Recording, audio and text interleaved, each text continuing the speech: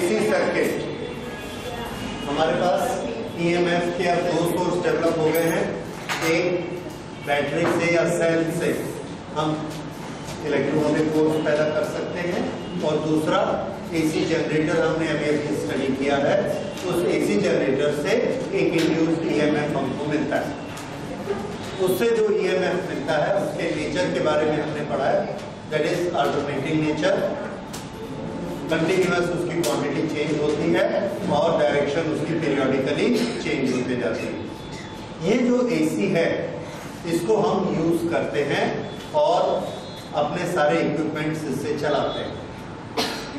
इसका बिहेवियर थोड़ा पिक्यूलियर होता है, और जिस तरह से बैटरी की करंट एक स्टेडी करंट होती है, एक जैसी करंट एक ही वैल्यू की एक ही डायरेक्शन में चलती है, वैसे अल्टरनेटिंग करंट नहीं चलती।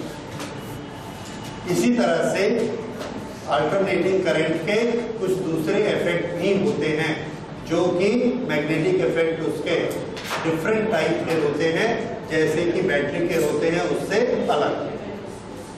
तो इसलिए हम लोगों को एसी के अलग अलग सर्किट को अलग अलग तरीके से पढ़ना जरूरी है कि उसका बिहेवियर कैसा होता है। तो एसी सर्किट में हमारे पास एक एसी का सोर्स है।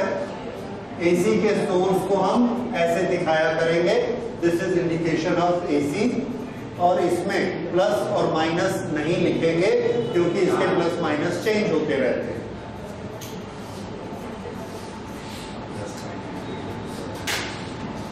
ओके, इसके बीच में यहां पर हम कुछ लगाएंगे, जो चीज लगाएंगे उसको हम एलिमेंट बोलेंगे। ये एलिमेंट अलग अलग चीजें हो सकती हैं। ये एक रेजिस्टेंस हो सकता है, ये रेजिस्टेंस, ये एक इंडक्टर हो सकता है, जैसे सोलेनॉइड या कॉइल, दैट इज इंडक्टर। इसी तरह से ये एक कैपेसिटर भी हो सकता है।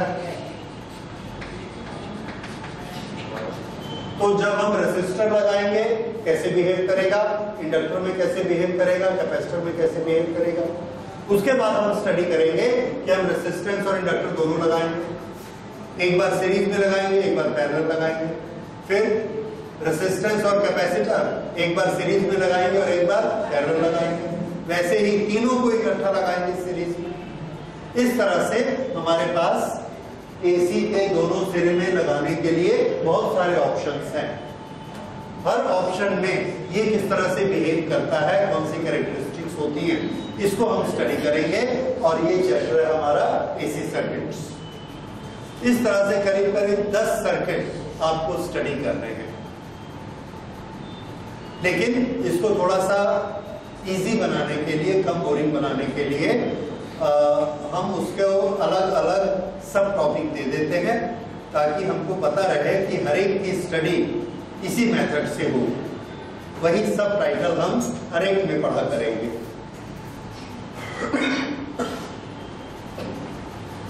तो हम स्टार्ट करते हैं इसमें। सबसे पहले AC circuit with pure resistance.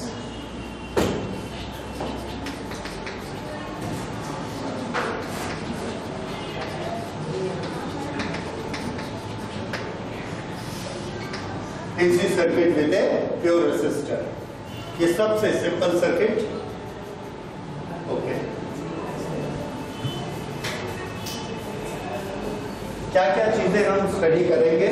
7 items हम स्टडी करेंगे। उसमें सबसे पहली चीज अप्लाइड ईएमएफ।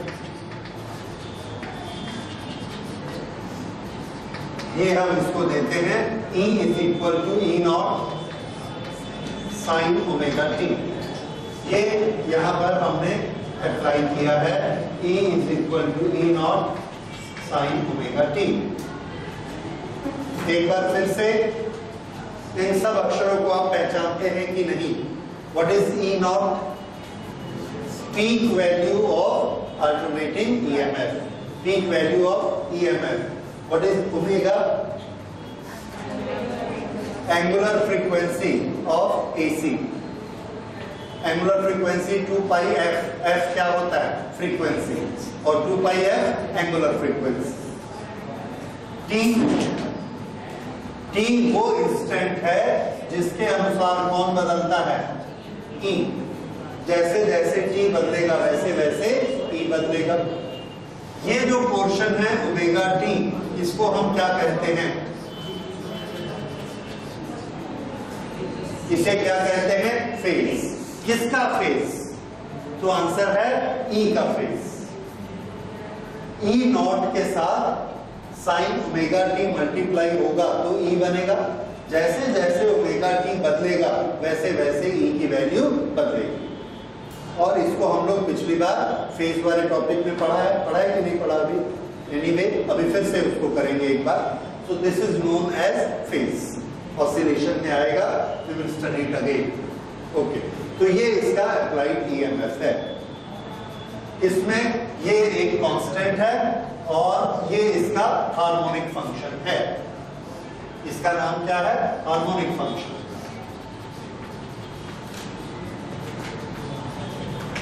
तो थोड़ा सा शब्दों को पहचानिए। This complete thing is harmonic function. Omega T को क्या बोलना है? फेज। ओमेगा क्या चीज है?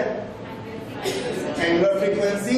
टी इज दैट इंस्टेंट, वो टाइम जिस पर ई की वैल्यू कितनी है? ई, ईएमएफ की वैल्यू ई। ये दोनों वेरिएबल है। वेरिएबल ये क्या है? कांस्टेंट। ये भी कैसा है? कांस्टेंट। ऑल्टरनेटिंग करंट में ई नॉट की वैल्यू जो कि पीक वैल्यू होती है, ये पीक वैल्यू एक फिक्स वैल्यू है। So E naught is suppose to be constant. इसी तरह से एक सेकंड में, पहले एक सेकंड में इसने 50 साइकिल बनाए, तो दूसरे एक सेकंड में भी 50 बनाए, तीसरे में भी 50 बनाए, चौथे में भी 50 बनाए, तो ये 50 क्या हो गया? Constant. What is that? Frequency. और 2 pi F omega, that becomes a constant. तो ये दोनों कांस्टेंट होते हैं और ये वेरिएबल होते हैं। जैसे जैसे टी बदलेगा वैसे वैसे ई बदलेगा।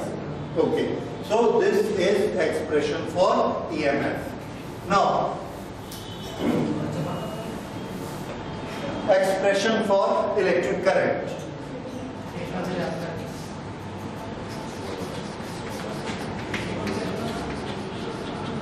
इलेक्ट्रिक करंट, इसको हम रेसिस्टेंस की वैल्यू से डिवाइड करते हैं। तो वोल्टेज डिवाइडेड बाय रेसिस्टेंस क्या बनेगा? करंट। तो ये instantaneous current I, this is equal to peak value of current I naught and this is sin omega t. ये करंट चेंज होती है जिस समय टाइम t है, उस समय EMF का फेज कितना है? Omega t।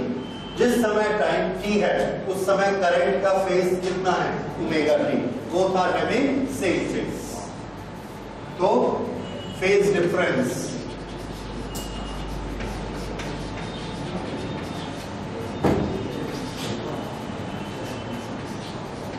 में, so that is in phase। ये दोनों फेज में रहते हैं।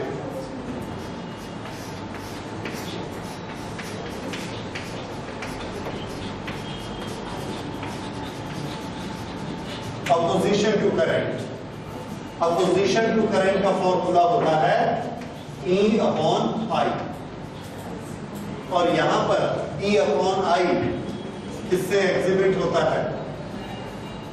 R, that is resistance. ये रेसिस्टेंस क्यों होता है? So the answer is resistance is due to collision of charged particle with the atoms or the ions. That is, that resistance is this. Okay.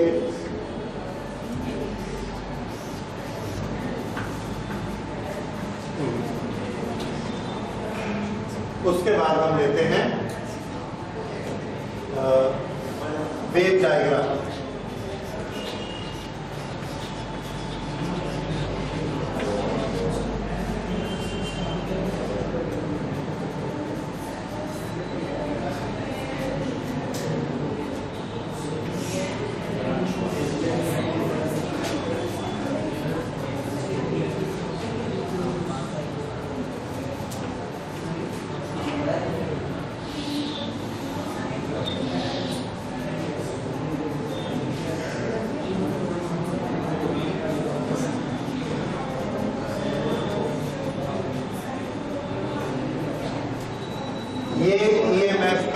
Diagram है EMF और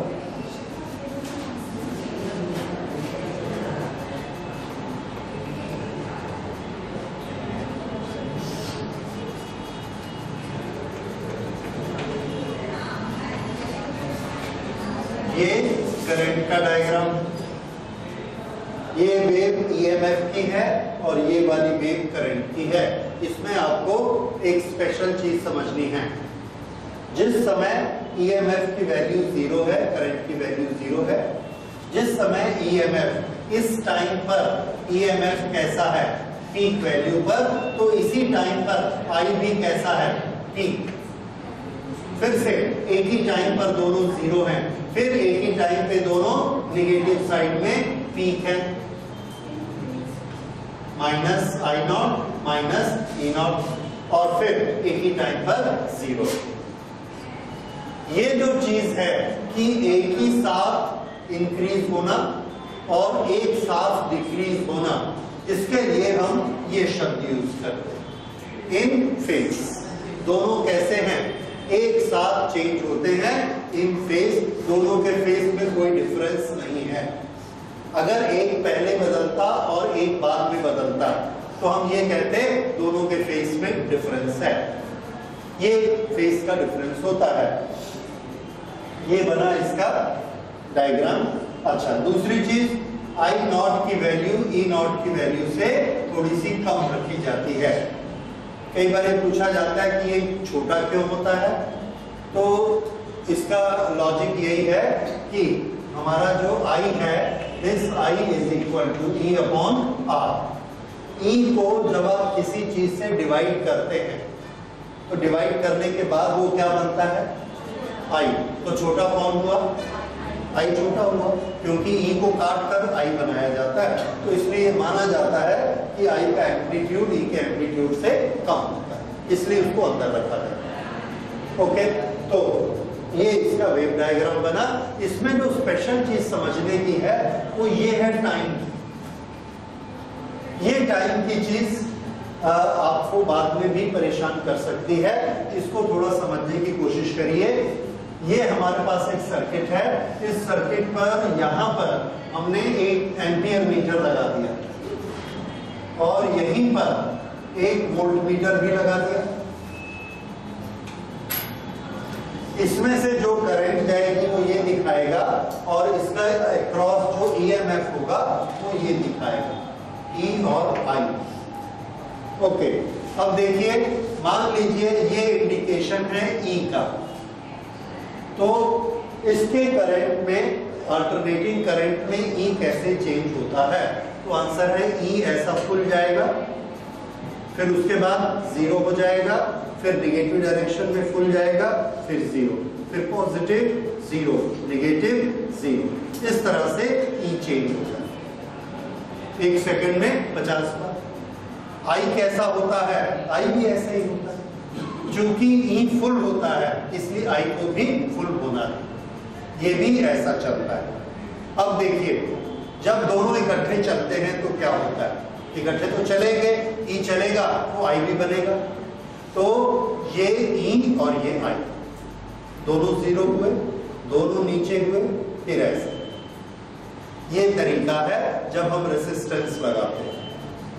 अब हम जब inductor लगाते हैं तो क्या होता है, इंडक्टर लगाया, उसमें E लगा, इंडक्टर ने करंट को फ्लो नहीं होने दिया, रोक लिया, क्यों, अपोज करता है, तो ये नहीं बढ़ा, लेकिन अल्टीमेटली करंट जाएगी। ये भी हमने पढ़ा, टाइम कांस्टेंट के बाद करंट बढ़ेगी तो करंट फिर ये बढ़ती है, पर तब तक लेट हो गई। जैसे ही करंट बढ़ती है तब तक इसका टाइम हो गया 0 बन गई। अब करंट कैसी है, फुल, EMF कैसा है, 0। अब चूंकि EMF 0 है इसलिए करंट भी कैसी हो जाएगी, 0। तो करंट ऐसे 0 चली, तब तक EMF फुल हो गया नेगेटिव साइड। जब ये फुल हो गया तो ये कैसी है, 0, तो ये भी नेगेटिव पलटती है और नेगेटिव बढ़ती है। जब तक ये नेगेटिव बढ़ी ये 0 हो गया। तो हम क्या देखते हैं कि हमको या तो ये फुल दिखता है और ये 0 दिखता है, और जब ये फुल होता है तो ये 0 हो जाता है। ये दोनों में फेज डिफरेंस पैदा हो गया, एक टाइम लैग पैदा हो गया। ये इंडक्टर के केस में होता है, कैपेसिटर के केस में भी ऐसे ही होता है। तो दोनों में ई और आई में फेज डिफरेंस हो भी सकता है, नहीं भी हो सकता। क्या फर्क पड़ता है फेज डिफरेंस से? तो आंसर है फेज डिफरेंस से बहुत फर्क पड़ता है। हमारा सर्किट काम करेगा या नहीं करेगा, हमारा पंखा चलेगा या नहीं चलेगा, मशीन चलेगी या नहीं चलेगी, इस फेज डिफरेंस पे निर्भर करती है। मान लीजिए एक पंखे को चलने के लिए 220 वॉट चाहिए, 220 वोल्ट पे 1 एम्पियर करंट, पावर कितनी हुई? 220 वॉट। ओके, ये आया 220 वोल्ट, ये आया 1 एम्पियर, मल्टीप्लाई करो कितना हुआ?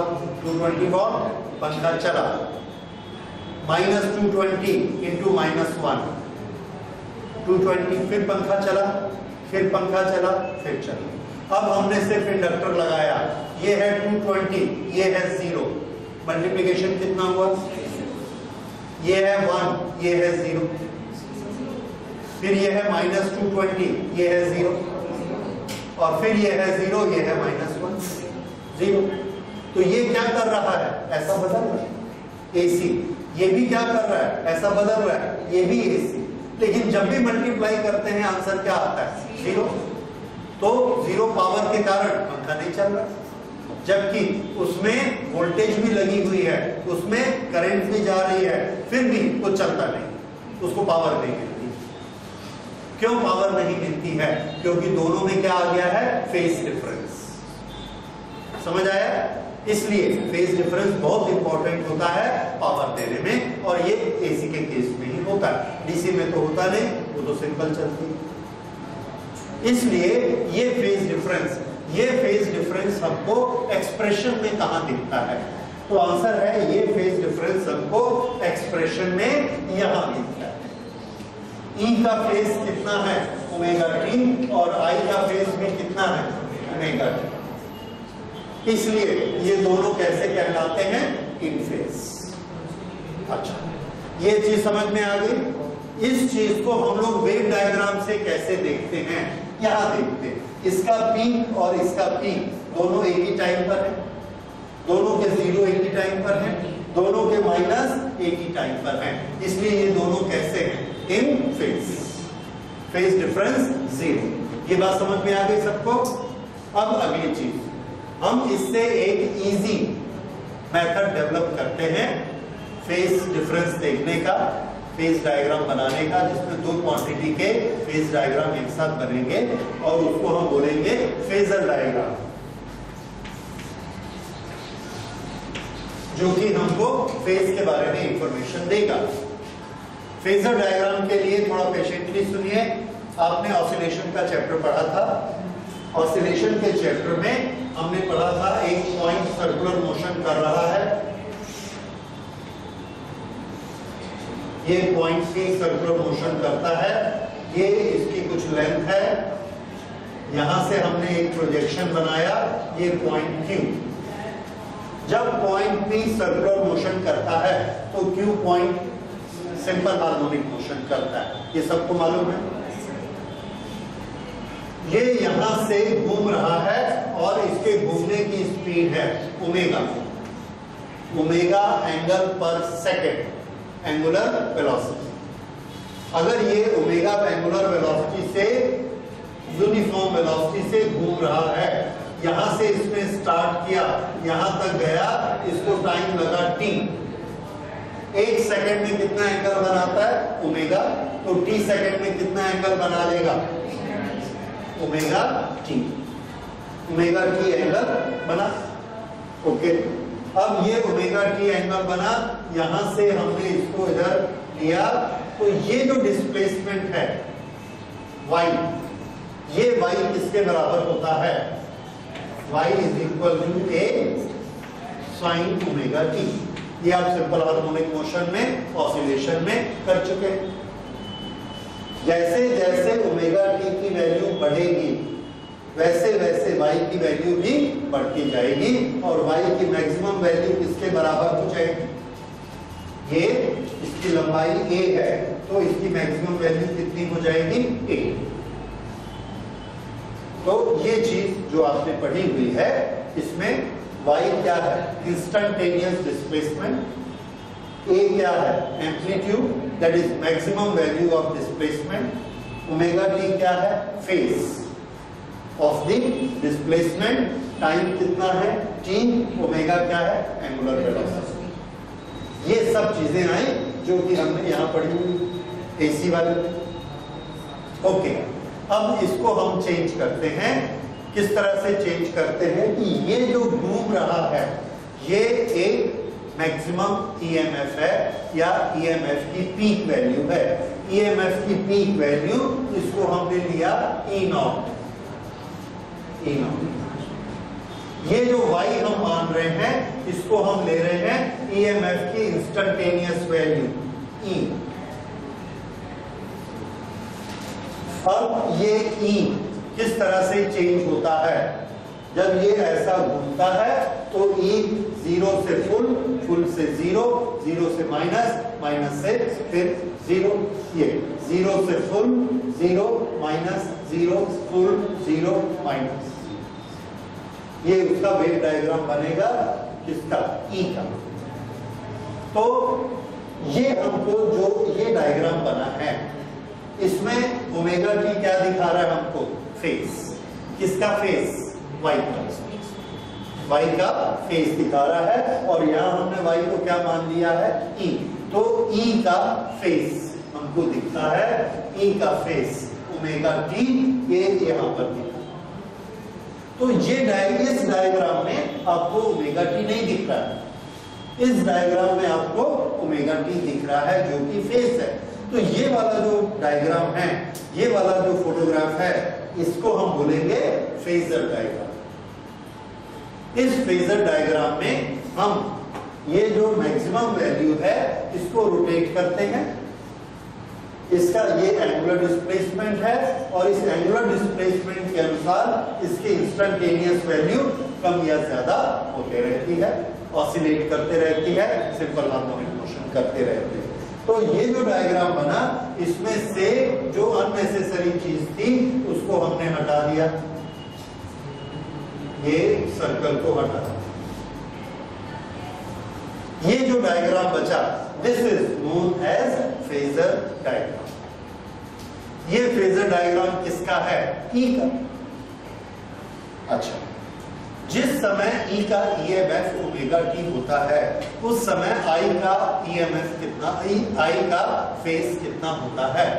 तो जब E का फेज ओमेगा t है, उस समय I का फेज भी ओमेगा t है। तो हम इसी डायग्राम में I को भी पोस्ट कर देते हैं, और यहां हमने एक और एरो बनाया, ये वाला। ये एरो किसको रिप्रेजेंट करता था? E0 को, और ये एरो किसको रिप्रेजेंट करता है? I0 को। यहां का प्रोजेक्शन किसको नोट करता है? E को। यहां का प्रोजेक्शन किसको दिखाएगा? Instantaneous I। तो अब दो लाइनें घूम रही हैं, एक E0 और एक I0, और उसके अनुसार कौन बदल रहा है? इंस्टेंटेनियस E और इंस्टेंटेनियस I। ओमेगा t क्या दिखाता है? उनका फेज। और ये वाला डायग्राम क्या कहलाता है? Phasor diagram. ठीक है। अभी यहाँ पर हमको क्या क्या इंफॉर्मेशन मिल रही है? यहाँ इंफॉर्मेशन मिल रही है कि E0 का फेज अभी ओमेगा t है, I0 का फेज भी ओमेगा t है, और E0 और I0 दोनों के बीच में फेज डिफरेंस नहीं, दोनों एक ही फेज पर घूम रहे हैं। दोनों की वेलोसिटी तो ओमेगा है ही, लेकिन प्रेजेंट कंडीशन भी कैसी है? एक साथ, दे आर इन स्टेप। ये सारी इंफॉर्मेशन हमको फेजर डायग्राम से मिलती है। ठीक है। सो दिस इज फेजर डायग्राम।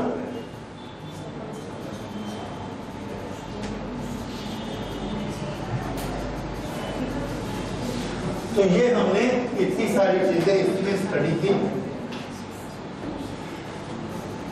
फिर से applied EMF E is equal to E0 sin omega t, electric current I is equal to I naught sin omega t, phase difference, no phase difference, opposition to current E upon I की value R, wave diagram ये बना, in phase दिखाता है और ये इसका phasor diagram. Okay, so this was circuit with resistance. इसमें अभी हम पढ़ेंगे work done will be total work done, that is E into I। Okay, वो आगे आएगा पावर ऑफ ए सर्किट, उसको पावर ऑफ ए सर्किट मिलेंगे। अब दूसरा सर्किट लेते हैं, that will be circuit with A inductance. ये अल्टरनेटिंग करंट सप्लाई कर रहे हैं हमें और इसमें एक इंडक्टर लगाया गया है, इंडक्टिव कॉइल, नथिंग एल्स, और इसको हमने सप्लाई दी है और सप्लाई का ईएमएफ क्या है, E is equal to E naught sin omega t। हम ईएमएफ कौन सा सप्लाई, ये हमारा क्या है, circuit with a pure inductor, EMF applied E is equal to E naught sin omega t। अब हमने इसमें करंट का इक्वेशन बनाना है। करंट का इक्वेशन कैसे बनाएंगे, इसमें देखिए,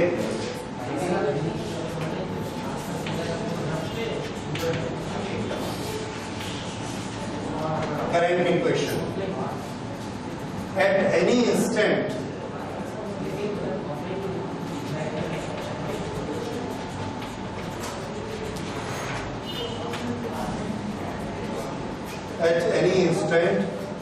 the induced EMF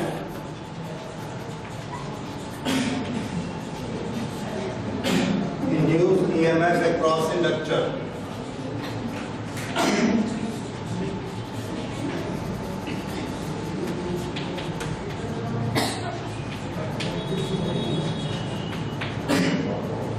जैसे ही हम इसको स्विच ऑन करते हैं या करंट बढ़ती है, सामने से एक अपोजिट ईएमएफ बनता है, वो कितना होता है, -L di/dt। शुरू में ये ईएमएफ जो इसने ऐसा बनाया, ये किसके बराबर होता है, आंसर है अप्लाइड ईएमएफ के बराबर होता है। शुरू में बराबर होते हैं, तो ये बताइए फिर अप्लाइड ईएमएफ कितना होगा इस समय, तो आंसर है equal and opposite.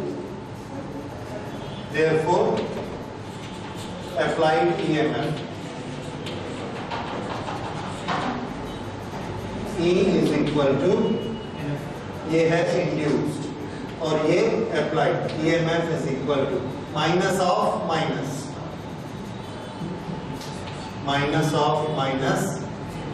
L di by dt, this is equal to L di by dt।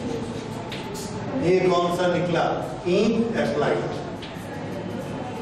Okay, तो ये सिर्फ माइनस साइन को गायब करने के लिए हमने तरीका बनाया कि कभी भी इंडक्टर में ईएमएफ कितना होता है, -L di/dt, और ये अप्लाइड ईएमएफ के अपोजिट होता है, इसलिए अप्लाइड ईएमएफ कितना होगा, negative of the -L di/dt, यानी कि पॉजिटिव। तो ये आ गया applied EMF L di/dt।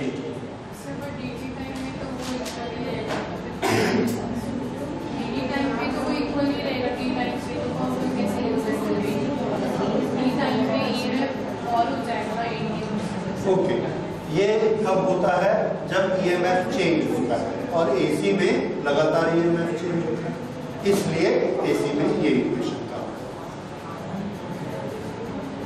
Okay, so E is equal to L di/dt, therefore di is equal to E dt upon L।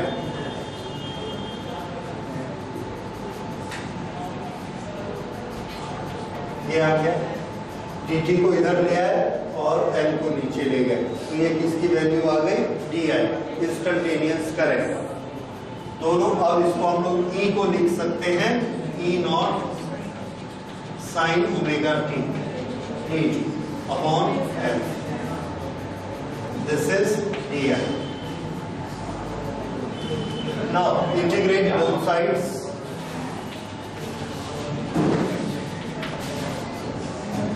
Integrate करने से ये कितना हो जाएगा, I instantaneous current I is equal to integration of E naught and L are constant, इसलिए वो बाहर आ जाएंगे। इंटीग्रेशन किसका होगा, sine omega t, sine omega t d t, इसका इंटीग्रेशन क्या होता है, I is equal to E not upon L। Sine omega t d t का इंटीग्रेशन बताइए, cos omega T divided by omega minus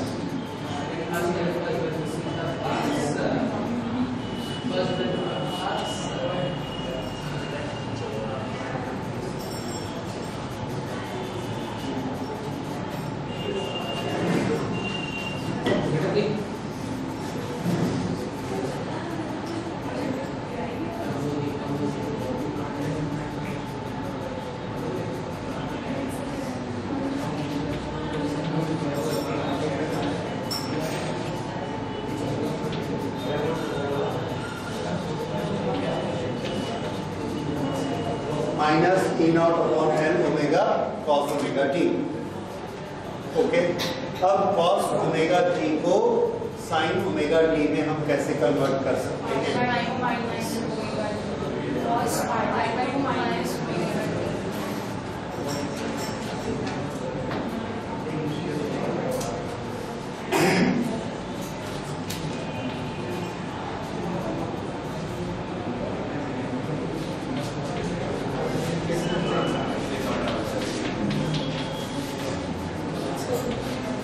ये चलेगा,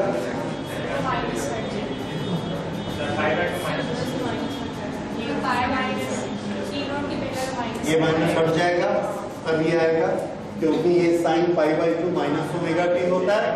sign minus theta is equal to minus sine theta, फिर वो minus इस minus को plus बना देगा। So this is equal to this.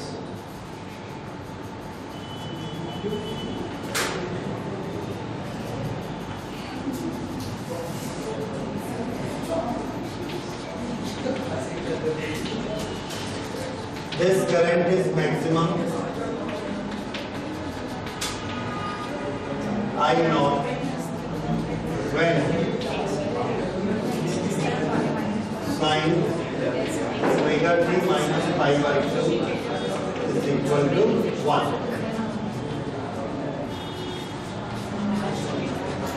In that case, I is equal to here. Nice. In that case, peak value of I naught is equal to E naught upon L omega. I की maximum value कितनी होगी, I naught। Sign की maximum value कितनी होगी, 1, तो यहां पे रख दिया 1, तो I नॉट किसके बराबर हुआ, E not upon L omega. ये बात समझ में आए? ओके, अगर I not is equal to E not upon L omega है तो इसको यहां पर रख देते हैं।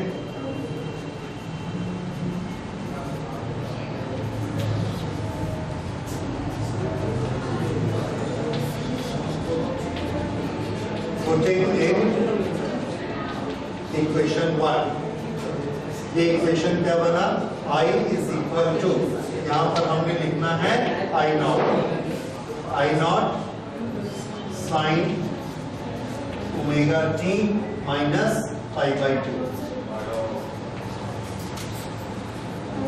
I is equal to I not sine omega T minus pi by 2। ये करंट का इक्वेशन बना। तो ये हमारा EMF का इक्वेशन है। इस समय टाइम कितना है, t। उस t टाइम पर I का इक्वेशन क्या बना, I is equal to I naught sin omega t minus pi by 2। ये I का इक्वेशन बनाया हमने। ये वाला डेरिवेशन आपको याद रखना है कि जिस समय E का फेज ओमेगा t होता है उस टाइम t पर I का फेज कितना होता है। तो अभी हमने निकाला I का फेज कितना आया, omega t minus pi by 2, ये I का फेज है। ओके, इन दोनों के फेज में हमको डिफरेंस दिखता है कितना, पाई by 2। So there is a phase difference of pi by 2 between the two. इसको हमने नोट किया, there is a phase difference.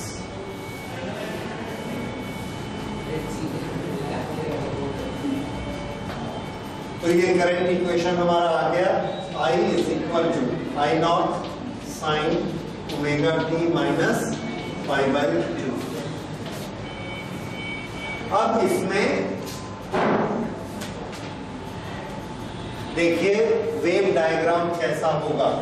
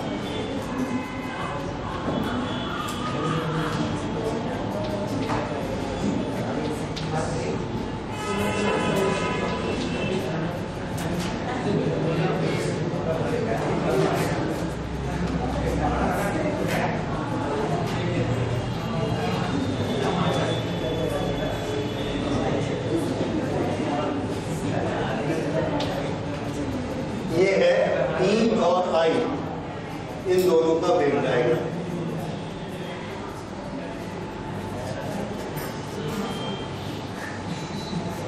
यहां से लेके यहां तक टाइम कितना होता है t, और इन दोनों के बीच में फेज डिफरेंस कितना होता है 2 पाई। यहां से यहां तक टाइम कितना है t by 2 और फेज डिफरेंस कितना होता है 1 पाई।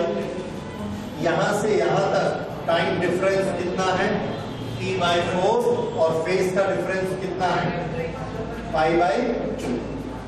अब देखिए इधर ध्यान दीजिए, इसका 0, ये वाले का पीक कितने फेज पर है पाई बाई 2 और इसका पीक यहां पर आया। दोनों के बीच में कितना फेज डिफरेंस है। फिर से करंट इस टाइम पर करंट का फेज कितना है 0 और E का फेज कितना है पाई by 2। What is the phase difference pi by 2। यहां पर करंट का फेज कितना है पाई बाई 2 और E का फेज कितना हो चुका है पाई। फिर से फेज डिफरेंस कितना है पाई बाई 2। तो आगे आगे कौन जा रहा है, पीछे कौन जा रहा है। पहले किसने पीक बनाया, E ने पहले पीक बनाया, बाद में किसने बनाया, तो इसको हम कहेंगे I lags behind E या E precedes I। E I के आगे चलता है या I E के पीछे चलता है।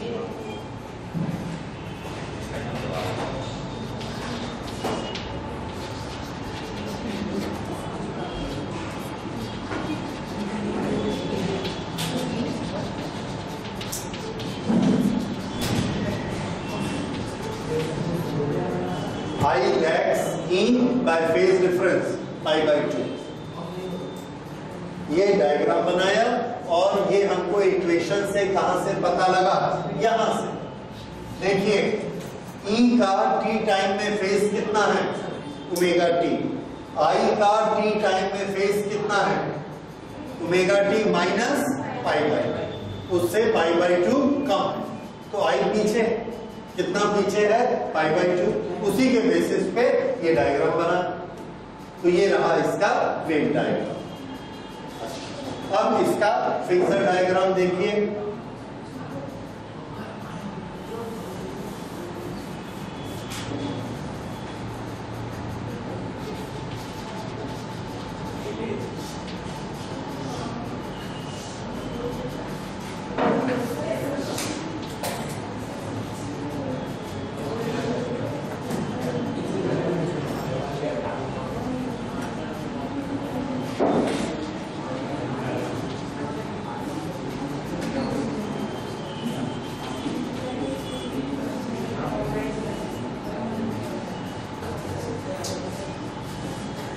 ये हमने किसका फेजर डायग्राम बनाया, E का। E is equal to E not sine omega T, ये बन गया। I का डायग्राम कैसे बनेगा इसमें देखिए। I E के पीछे रहता है, कितना पीछे, ध्यान दीजिए, I E के कितना पीछे है π/2, 90 डिग्री। तो ये E नॉट है, इस E नॉट से ये हमने लिया 90 डिग्री और ये बनाया, ये है I नॉट। कितना पीछे है 90। तो फेजर डायग्राम में कितना लैग करता है या कितना आगे बढ़ता है, कितना एक्सीड करता है, उसको हम लोग यहां से बनाते हैं। So current lags behind EMF by π/2, तो ये इससे हमने π/2 पीछे बनाया। ये दोनों रिलेशन किस में रहते हैं, E नॉट और I नॉट। तो अगर हम कहेंगे कि I नॉट E नॉट से π/2 पीछे है, तो जहां हमने E नॉट बनाया है उसके पीछे 90 डिग्री लेके I नॉट बना देंगे, ये I। अब I नॉट से I का फेजर डायग्राम बनाना है, तो यहां पर हमने बनाया ये इसका प्रोजेक्शन। ये चीज हमको क्या देगी, इंस्टंटेनियस I। अच्छा, इस इंस्टंटेनियस I का एंगल कितना है, फेस कितना है, तो इस I का फेस है ये फेस कितना, सुनिए, ये फेस कैसे कैलकुलेट करें, यहां से यहां तक जाइए, कितना हो गया एंगल, उससे पीछे आइए π/2, तो कितना हुआ ओमेगा टी माइनस π/2। यहां से स्टार्ट किया ओमेगा टी माइनस π/2, तो इसका फेस कितना हो गया ओमेगा टी माइनस π/2, ये ओमेगा टी माइनस π/2। तो ये है इसका फेजर डायग्राम। इस तरह से ये फेजर डायग्राम बना E और I का। किस केस में, इंडक्टर की केस। और इसमें क्या दिख रहा है कि E से I 90 डिग्री पीछे। इसमें हमको समझ में आता है, इसको देखिए जरा, ये दोनों ऐसे हैं और ये ऐसे घूमते रहेंगे, दोनों के बीच में एंगल हमेशा कितना रहेगा 90। जब ये घूमकर ऐसा हो जाएगा तो E कैसा हो जाएगा फुल, I कैसा हो जाएगा 0। फिर जब ये यहां से घूमकर ऐसा हो जाएगा तो I कैसा हो गया फुल, और E का प्रोजेक्शन कितना हो गया 0। बीच में क्या होगा, बीच में दोनों की थोड़ी थोड़ी वैल्यू आएगी, जैसे अभी हो रहा है। E की थोड़ी सी वैल्यू प्लस है, I की थोड़ी सी वैल्यू माइनस। इस तरह से किसी भी इंस्टेंट t में E की वैल्यू कितनी है, I की वैल्यू कितनी है, इसको कौन बताता है, फेजर डायग्राम। इसलिए फेजर डायग्राम इंपॉर्टेंट है। E और I दोनों की वैल्यू ये इकट्ठी बताता है, दोनों के फेस बताता है। तो this is phasor diagram of inductor. अब इंडक्टर में अगली जो इंपॉर्टेंट चीज है, ये हो गया सबका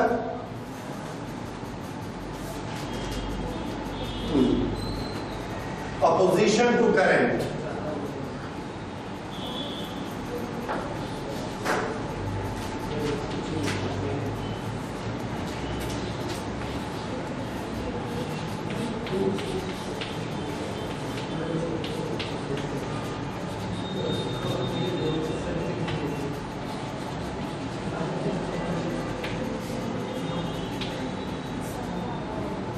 अपोजिशन टू करंट क्या होता है?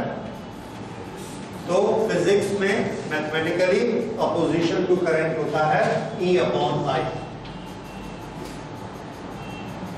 ये हमने सबसे पहले किसमें पढ़ा? रेसिस्टेंस।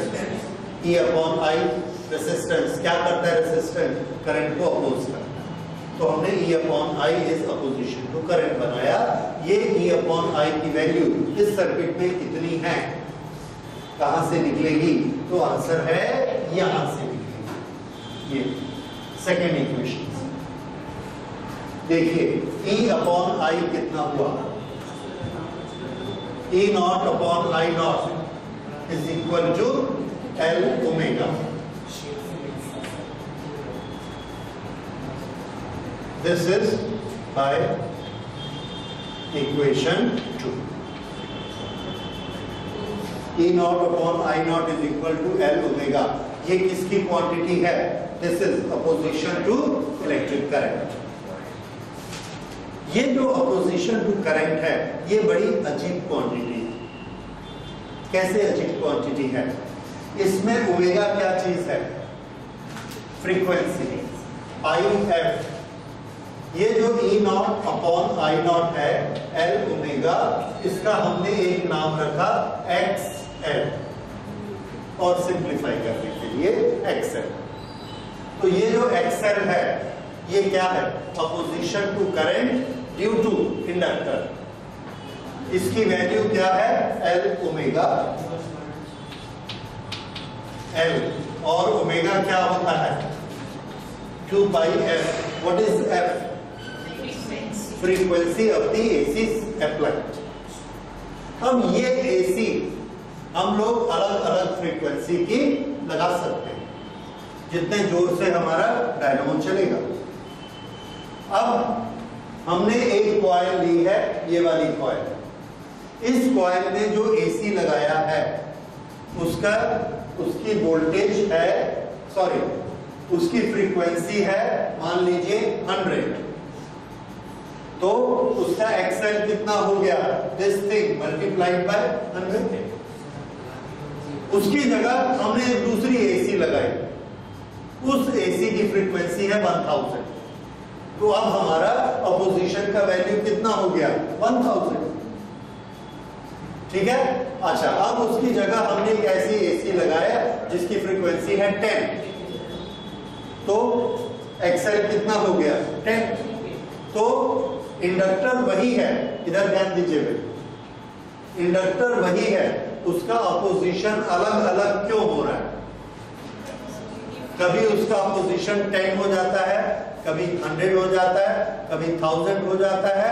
तो अपोजिशन किस पर डिपेंड कर रहा है? फ्रीक्वेंसी पर डिपेंड करता है। रेसिस्टेंस में ये चीज नहीं होती। अगर एक रेसिस्टेंस 5 ओम का है तो उसको एसी में लगाइए, डीसी में लगाइए, किसी भी फ्रीक्वेंसी पे लगाइए, वो 5 ओम ही रहेगा, उतना ही अपोज करेगा। लेकिन इंडक्टर क्या करता है? सामने वाले फ्रीक्वेंसी को देखकर रिएक्ट करता है। अगर फ्रीक्वेंसी 10 आ रही है तो अपोज भी कितना करेगा? 10।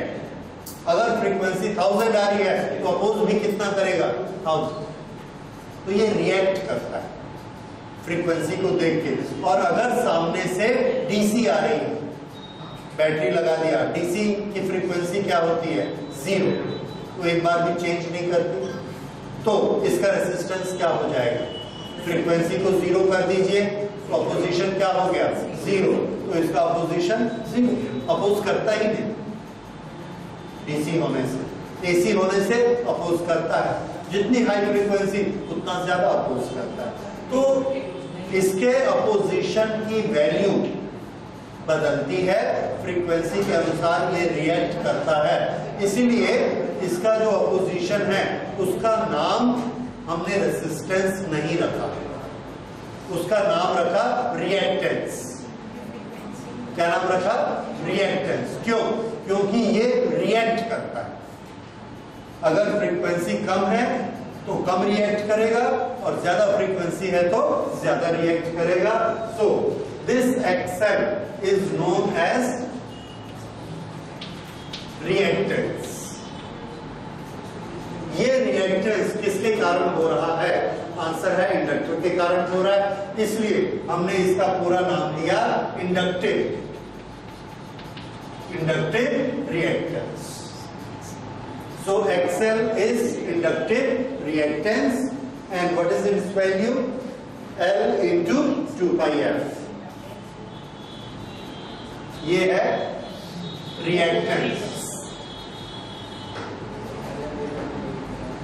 E और I और X ये इनका रिलेशन है। E not upon I not is equal to XL। ये वही रिलेशन है जो रेजिस्टेंस का होता है। ओके, ये है रिएक्टेंस। तो रिएक्टेंस का यूनिट क्या होगा? लिखिए, unit of the reactance is ohm. क्यों? क्योंकि E अपॉन I अपोजिशन है और अपोजिशन के लिए हम लोग पहले बना चुके हैं ओम, इसलिए एक्सेल के लिए नया यूनिट बनाने की जरूरत नहीं है, तो वो भी क्या माना जाएगा? ओम। राइट? ओके, इसके बाद नोट करिए, फॉर डीसी ब्रैकेट में लिखिए F is equal to 0 bracket close, XL is equal to 0. For DC, XL is equal to 0. Full stop. An inductor do not oppose DC. Result क्या निकला? Inductor do not oppose DC. या it allows DC to pass. Allows DC to pass. Okay. उसके बाद लिखिए AC has certain value of F, certain value of frequency F. Therefore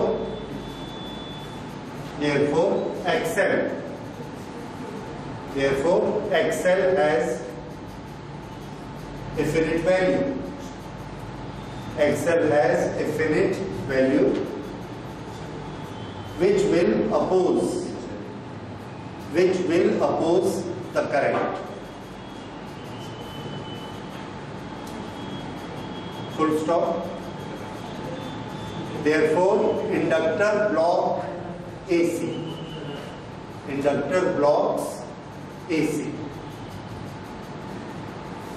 ठीक है, दो छोटे छोटे सेंटेंस अंडरलाइन करिए। पहले आप लिख चुके हैं इंडक्टर अलाउज डीसी टू पास, और अभी आपने लिखा इंडक्टर ब्लॉक्स एसी। ये फीचर याद रखिएगा। इंडक्टर किसको जाने देता है और किसको ब्लॉक कर देता है? डीसी को जाने देता है बिना अपोजिशन के और एसी को ब्लॉक करता है। ये इसका नेचर है। एसी को हमेशा कम कर देगा। कितना कम कर देगा? ये हमारे पास फॉर्मूला है, I not is equal to E not upon XL। Okay, so this was our circuit with inductor. अब इसके बाद नेक्स्ट हम लोग लेते हैं circuit with a pure capacitor. We have applied an AC EMF across a capacitor C. So applied EMF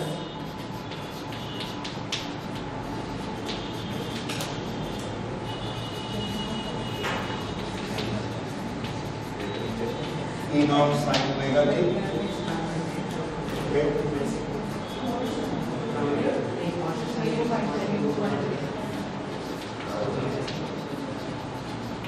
Equation of current. Equation of current निकालने के लिए हम लोग कैपेसिटर का कोई रिलेशन याद करते हैं।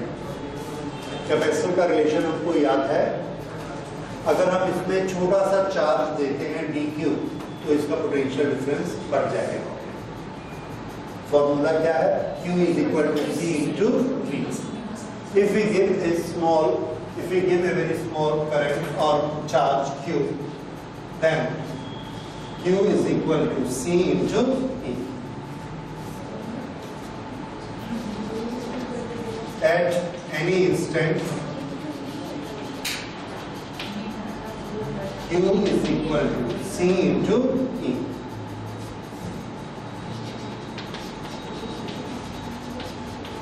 Differentiate with respect to time.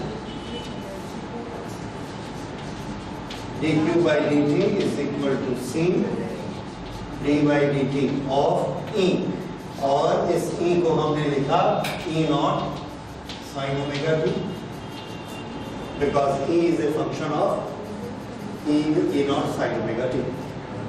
T का फंक्शन है वो. Okay. Now dq by dt किसका फॉर्मूला है? I. I is equal to C E naught sin omega t को डिफरेंशिएट करना है d by dt of sin omega t. Therefore, I is equal to C E naught and this is cos omega t into omega. वो omega को हम इधर ले आए और I is equal to E naught upon 1 upon C omega into cos omega t. This is equal to E naught upon 1 upon C omega. Cos omega t can be written as sin pi by 2 plus omega t.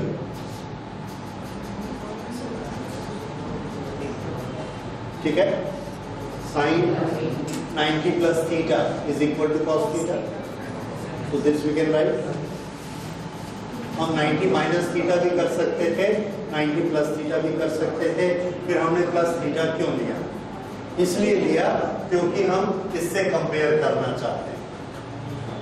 E is equal to E naught sin omega t. यहाँ omega t कैसा है? Positive. इसलिए हम positive omega t चाहते हैं ताकि या तो वो omega t plus pi by 2 रहे या omega t minus pi by 2 रहे, लेकिन ओमेगा t पॉजिटिव होना चाहिए, इसलिए हमने इसको चुना. Okay. This current I will be maximum.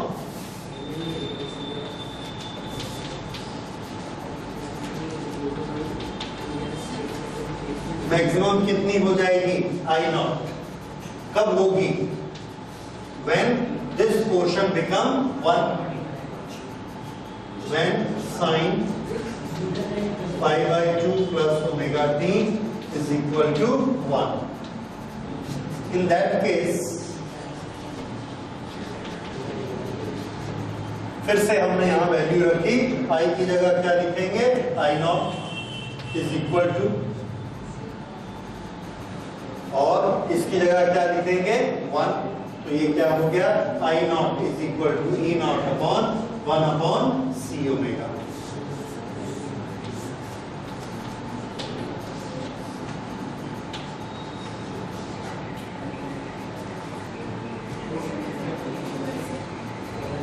तो अब हमारा इक्वेशन 1 कितना बन गया?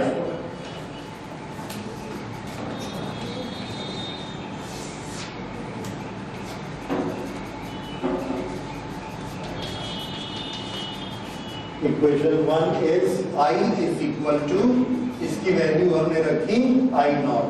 I naught sin this. I is equal to I naught sin pi by 2 plus omega t. इसमें ओमेगा t को पहले लिखते थे. So this will be sign omega t plus pi by 2.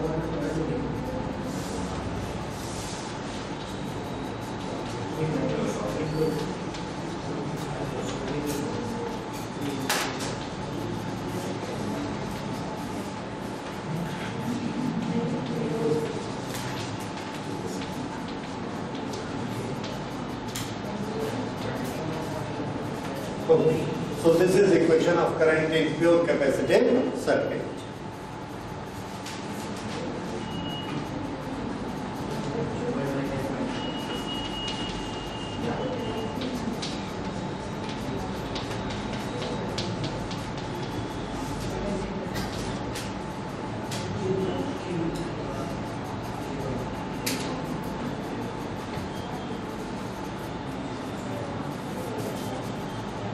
अब आप E और I दोनों के इक्वेशन देख रहे हैं। E और I के इक्वेशन को देख के दोनों के फेस को देखिए, कौन आगे कौन पीछे। I का फेस ज्यादा है तो पहले I का फेस आएगा, उसके बाद E का फेस आएगा। So in this case I exceeds E या E lags I,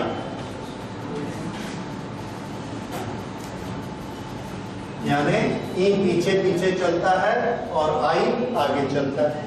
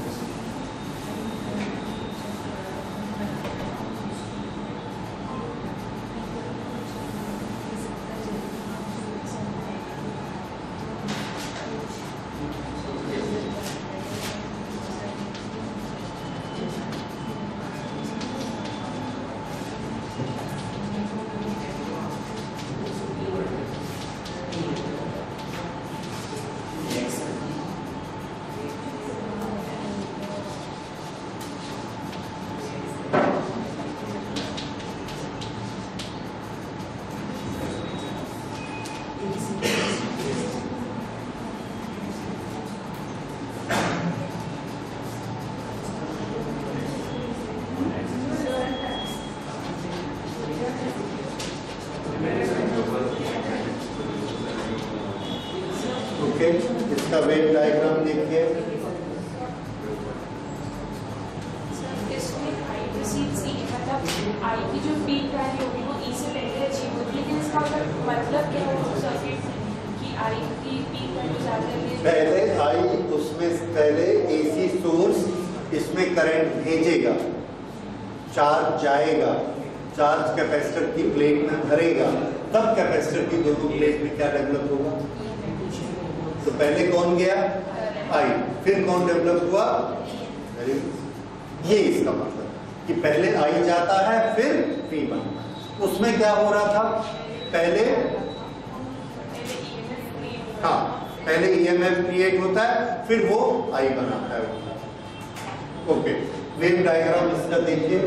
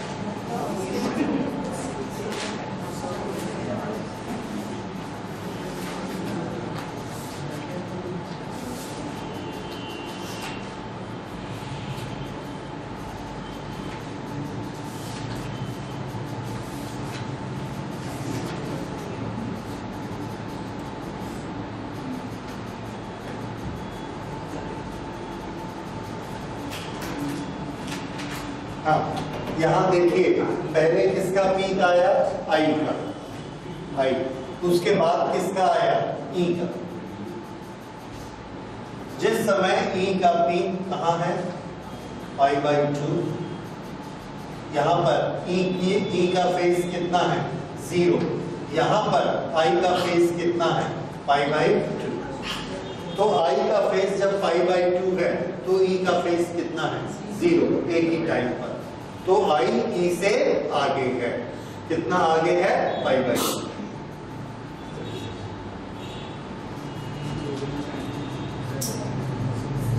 तो पहले I का पीक बनेगा, उसके बाद E का पीक बनेगा। तो ये है इसका डायग्राम।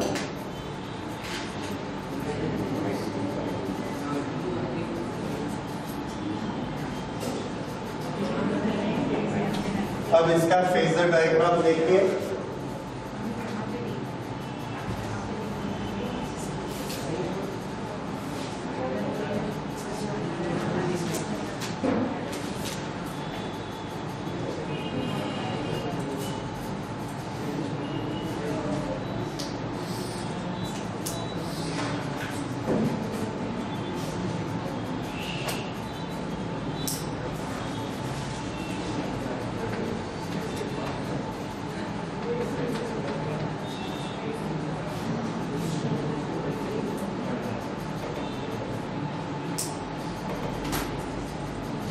ये E नॉट है और ये इंस्टेंटेनियस E है।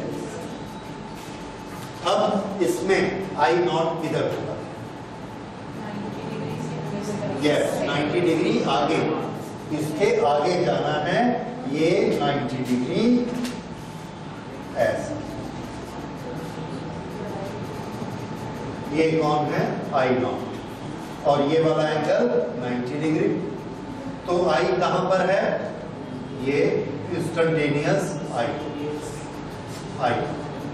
ये इंस्टेंटेनियस E, ये इंस्टेंटेनियस I, ये peak value of I naught, ये peak value of E naught. E naught का इक्वेशन क्या है? Omega T. I नॉट का इक्वेशन क्या है? Omega T plus pi by 2। यहां पर E क्या है? E not sine omega T, और I क्या है? I not sine omega T plus pi by 2। तो ये है इसका फेजर डायग्राम।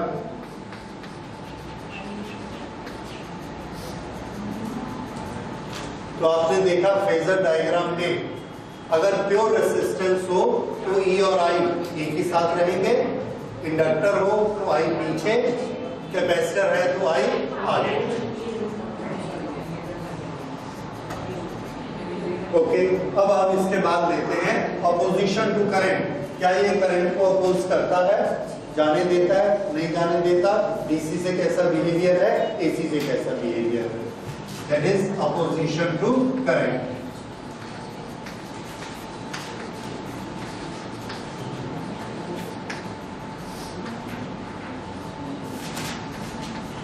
हाँ जी, ये हो गया सबका? ठीक है, अब ध्यान दीजिए, कहीं से हमको E not upon I not पकड़ के लाना है। ये I नॉट को इधर कर दीजिए और ये जितना बचा हुआ है इसको इधर। तो E not upon I not हमको कितना मिलता है? 1 अपॉन C ओमेगा। ये जो 1 अपॉन C ओमेगा है, चूंकि ये E not upon I not है, इसलिए ये क्या है? Opposition to electric current. ये अपोजिशन टू इलेक्ट्रिक करंट है। इसमें भी कौन इन्वॉल्व है? Frequency. 1 upon C into 2 pi f। अगर इसमें फ्रीक्वेंसी इन्वॉल्व है, इसका मतलब है इसकी वैल्यू फिक्स नहीं होती। C क्या चीज है? कैपेसिटेंस। ध्यान दीजिए, कैपेसिटेंस अलग चीज है और अपोजिशन टू करंट एक अलग चीज है, क्योंकि इसमें कैपेसिटेंस के साथ और कौन इन्वॉल्व है? फ्रीक्वेंसी इन्वॉल्व है। अब फ्रीक्वेंसी कम रहे या ज्यादा रहे, इससे इसके अपोजिशन की वैल्यू चेंज होती जाएगी। कैसे चेंज होगी? पहले इसका नाम रख लेते हैं। इसका जो हमने नाम रखा 1 अपॉन C ओमेगा का, this we will call XC। ये फ्रीक्वेंसी पर डिपेंड करता है, फ्रीक्वेंसी जैसी हो वैसा ये रिएक्ट करेगा, इसलिए इसका नाम भी क्या है? रिएक्टेंस। ये कैपेसिटर के कारण है, इसलिए इसका नाम capacitive reactance.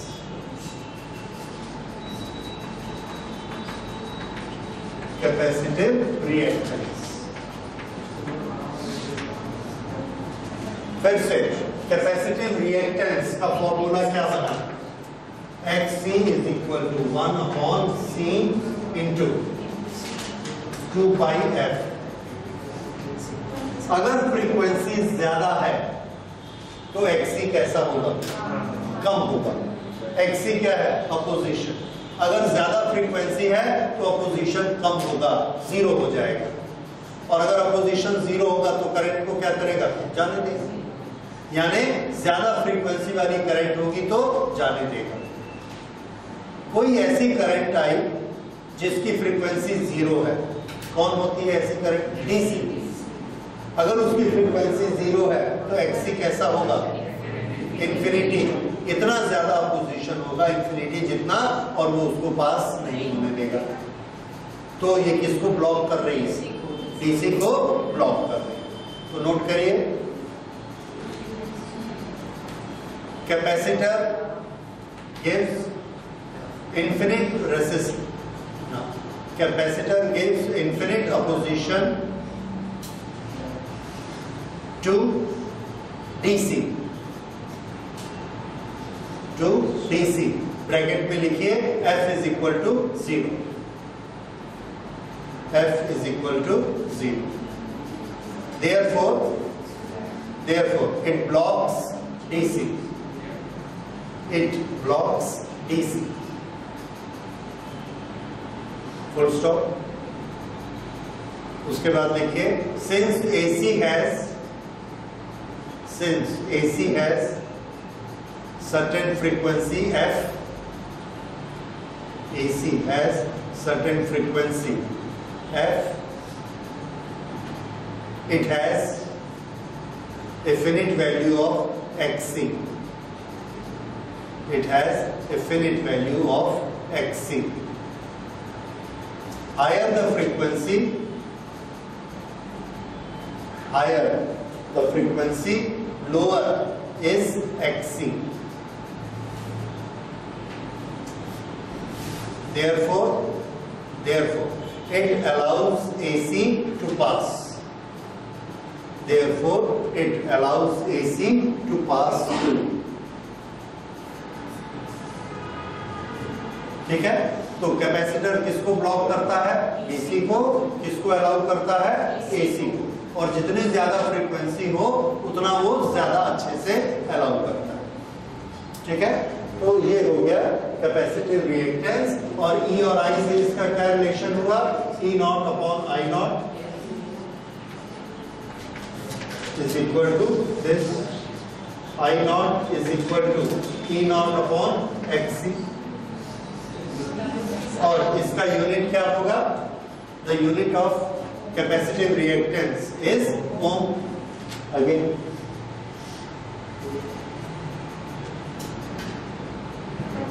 so this is our circuit with capacitor.